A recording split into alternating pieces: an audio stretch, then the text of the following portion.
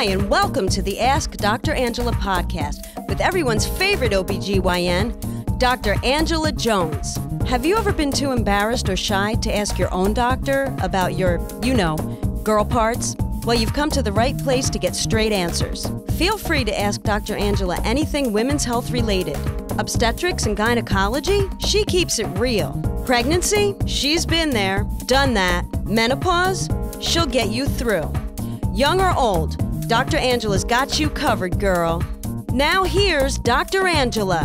What's good, people? This is Dr. Angela, everyone's favorite OBGYN, and I would like to officially welcome you to episode 306 of the Ask Dr. Angela podcast.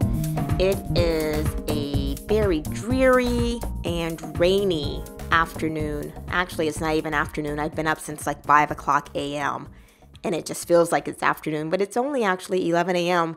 here in Gray, New Jersey, and getting back into the swing of things, I am going through my inbox and answering your questions. It's easier for me, I think, at this point, since I've gotten so far behind and backlogged, to address some of these on the podcast. And the good thing about that is it gives everyone an opportunity to learn from my response, to hear my response, to see, maybe if this is something that affects you, or if you know someone that it affects, you can pass it along. So anyway, today's question comes to me from Paige. And Paige, first of all, I just want to say thank you so much for submitting your question.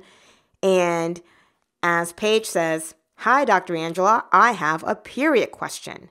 And I loved the great depth that you went into in describing your period. So here we go. Dr. Angela, I have a period question.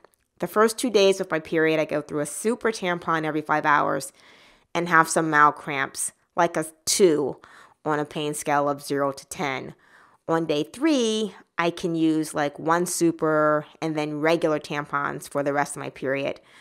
Like maybe 2 regulars on the 4th day, and it's done by day 6. So your period lasts about 6 days. It sounds to me, based on that you have like maybe a moderate cycle. And then you shared this really interesting thing about a way to calculate the actual amount of blood loss that you have during your period. And I actually have never seen anything like this.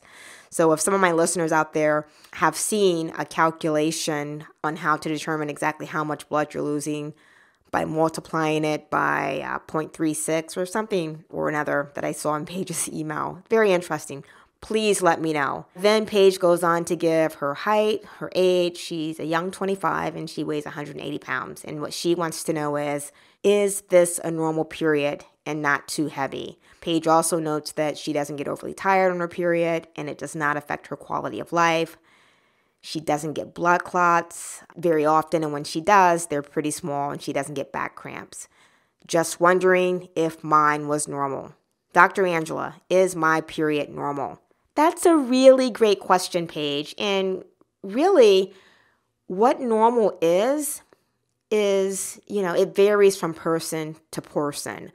What's normal for you may not be normal for someone else. There is a really broad range of normal, and what I would say is if you're getting your period roughly at about the same time every month, most people will quote like, I don't know, maybe like a 21 to 35 day cycle, i.e. you get a period every 21 to 35 days.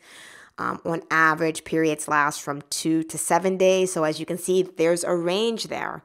It probably is normal. The most important piece of what you said to me in your email was that your periods were not affecting your quality of life. Certainly when your periods get to be too heavy, or when they're too painful, or sometimes when they're just sporadic and you have no idea when you're getting them, those are all, characteristics that could potentially affect your quality of life. And I don't get too concerned until the whole quality of life piece starts to become bothered or affected. So let's just talk for a minute. What the heck is a menstrual cycle or a period? It's really interesting. I was having a conversation with my soon-to-be 11-year-old daughter, and she, is excited / nervous about when she's going to start her period. And she says to me, "Mommy, so when I get my period, it's going to last for the whole year?"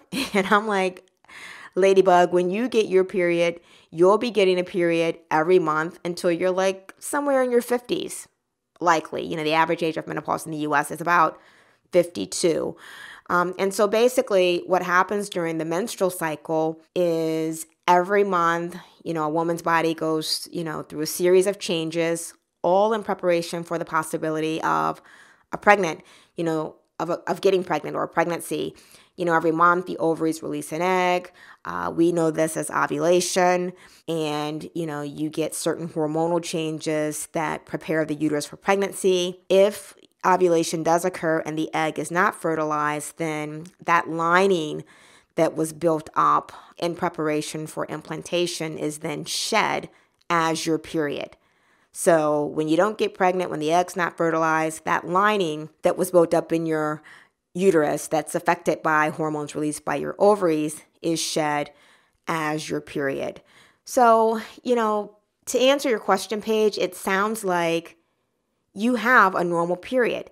You mentioned that you're not tired as a result of your period. That in and of itself lets me know that you're not losing an excessive amount of blood, because if you were, then you would be showing signs of anemia, which, you know, are things like fatigue, you know, rapid heart rate. You might feel lightheaded, dizzy, low energy, you know, these kinds of things.